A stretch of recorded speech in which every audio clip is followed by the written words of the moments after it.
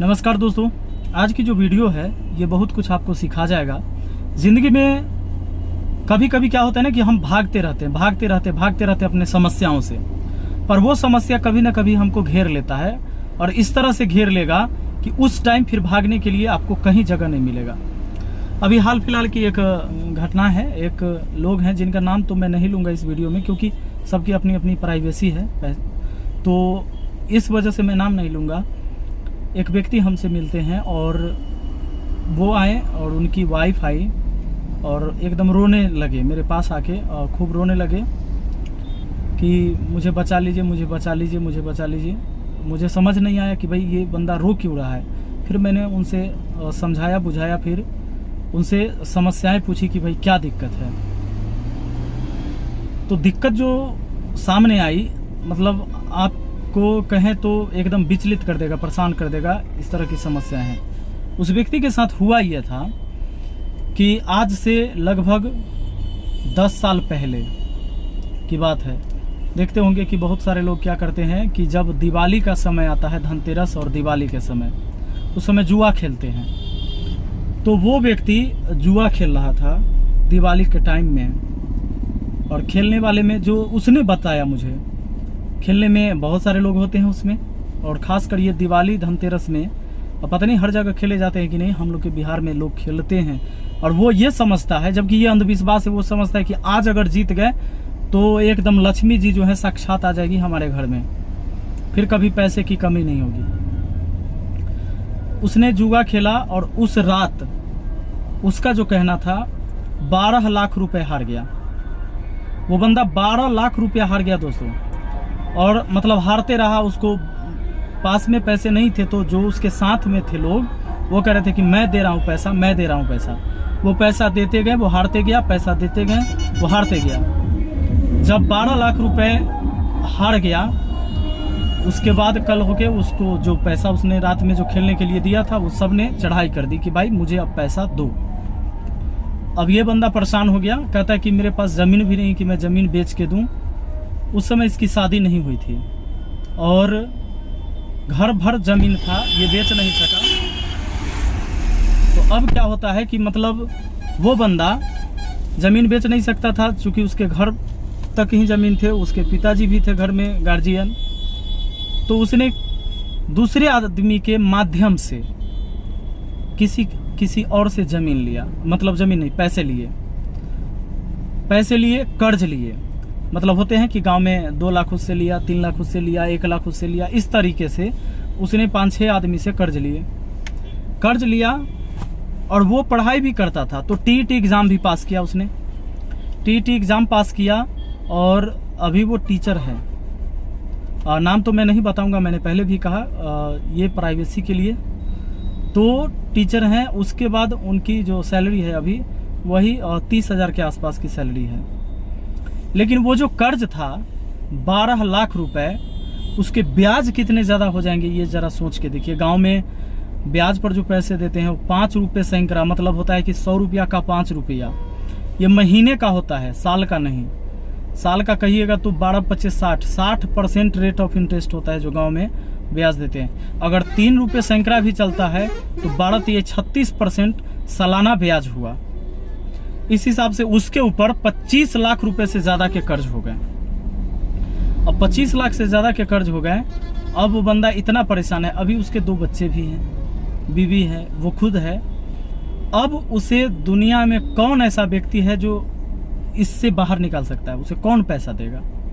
क्योंकि जब आप जुआ खेलते हैं, इसका मतलब है कि आप उस पैसे, अगर आप जीतते हैं तो उस पैसे का हमेशा गलत यूज होता है, क्योंकि गलत तरीके से अर्जित किया गया धन कभी भी आपके अच्छे काम में नहीं आते हैं, वो बुरे काम में ही चले जाते हैं। यार इन सब चीज़ों के लिए हाथ जोड़कर विनती है कि कोई भी व्यक्ति हमसे ये उम्मीद ना करे कि वो कोई गलत काम किए हों और गलत काम की वजह से फंस गए हों और तब हम उनको निकालने का प्रयास करेंगे। तो ऐसा मेरे पास, मैं कुबेर नहीं हूँ और ना ही मैं कोई मुकेश अंबानी हूँ। वो व्यक्ति मेरे पास आया, मैंने उनको समझाया कि भाई अगर हम कर भी सकते हैं तो इतना तक कर सकते हैं कि भाई हम वैसे लोगों से बात करेंगे कि भाई चलो कम से कम ब्याज वाली जो पैसे हैं वो तुम्हें माफ़ कर दिया जाए, लेकिन जो पैसे तुमने लिए हैं वो तो तुम्हें देना ही पड़ेगा। कोई भी व्यक्ति है, अगर किसी को आप कहने भी जाइएगा तो वो कहेगा कि चलो आप ही दे दीजिए, फिर हम छोड़ देते हैं उसे। और कोई भी व्यक्ति ऐसा नहीं है, ये अंबानी को भी पता चले तो 25 लाख का किसी का कर्ज नहीं चुकाएगा, है ना। तो ये चीज़ें हो गई, लेकिन उस व्यक्ति को चाहिए पैसा ही। वो हमें ये कह रहे थे कि आप लोगों से कह दीजिए कि भाई हमें सब योगदान कर दे, फंडिंग कर दे तो हमारे पास आ जाएगा। लेकिन समस्या है कि ऐसी चीज़ों के लिए हाथ जोड़कर मैं विनती करता हूँ आप सबसे कि इस चीज़ों के लिए मैं कभी किसी को मदद करने के लिए नहीं कहूँगा।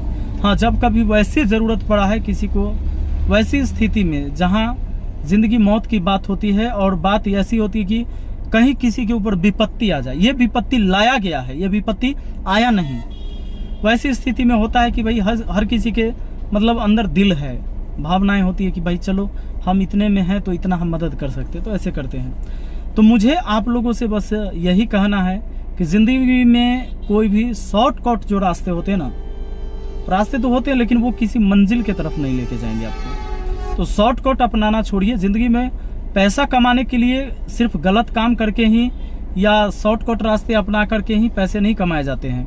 पैसा कमाने के लिए अगर आप सच्चे दिल से, ईमानदारी से, ऑनेस्टली अगर कोई भी काम को आप करते हैं ना, तो उसमें भगवान जो है तरक्की जरूर देते हैं दोस्तों। तो तरक्की पाने के लिए उस समय आपका काबिलियत के साथ साथ किस्मत भी साथ देगा। लेकिन अगर कोई व्यक्ति किस्मत के सहारे कोई अपने जीवन में कुछ बड़ा करने की कोशिश करता है तो शायद वो कभी बड़ा नहीं बने। लेकिन अगर अपने काबिलियत के दम पर, हाँ, संतुष्टि सबसे बड़ी चीज़ होती है। अगर हम दाल रोटी खा रहे हैं, कपड़े पहन रहे हैं, रहने के लिए अगर छत है जिसमें बारिश नहीं आ रही है तो वो भी काफ़ी है। लेकिन कुछ लोग ऐसे होते हैं कि वो चाहते हैं कि मैं बहुत बड़ा इंसान एकाएक बन जाऊंगा और मैं ये कर जाऊंगा, वो कर जाऊंगा, रातों रात किसी को पता भी नहीं चलेगा मैं इतना बड़ा इंसान कैसे बन गया। हमेशा वैसे लोग धोखा खा जाते हैं। तो जीवन में एक बात बिल्कुल ये गांठ बांध लीजिए कि शॉर्टकट रास्ता जितने भी हैं वह आपको बर्बादी की तरफ लेके जाएंगे। ये कहानी से ज़रूर है कि आपके अंदर भी बहुत सारी चीज़ें जो होगी, कभी कभी लगता है कि नहीं, मेहनत करके शायद मेरे जीवन में बहुत बड़ा नहीं होगा क्या, कोई शॉर्टकट तरीका होता तो शायद हम आगे बढ़ जाते, आगे निकल जाते, उसको पीछे छोड़ देते, इसको पीछे छोड़ देते, ऐसी गाड़ी खरीद लेते, ऐसे फ़ोन हमारे पास होता, ऐसा घर हमारा पास होता, हमारा लाइफ स्टाइल ऐसा होता। पर दोस्त, ये शॉर्टकट चीज़ों से ये कभी नहीं होता है। शॉर्टकट चीज़ों से ये आपको कभी हासिल नहीं होने वाला है। अगर इन चीज़ों को हम हमेशा कहे हैं एक बार कि काबिलियत कभी धोखा नहीं देती है, किस्मत धोखा देती है। आपने देखा होगा कि एक कागज़ का टुकड़ा आकाश में तभी उड़ता है जब जोर से आंधी आती है, जब तेज़ हवा चलेगी तो वह आसमान में उड़ेगा। लेकिन एक पतंग जो होता है अपनी काबिलियत से आसमान को छूते रहता है, अगर तेज़ से हवा नहीं भी चले तो आसमान को छूते रहता है, क्योंकि उस पतंग के अंदर काबिलियत होता है।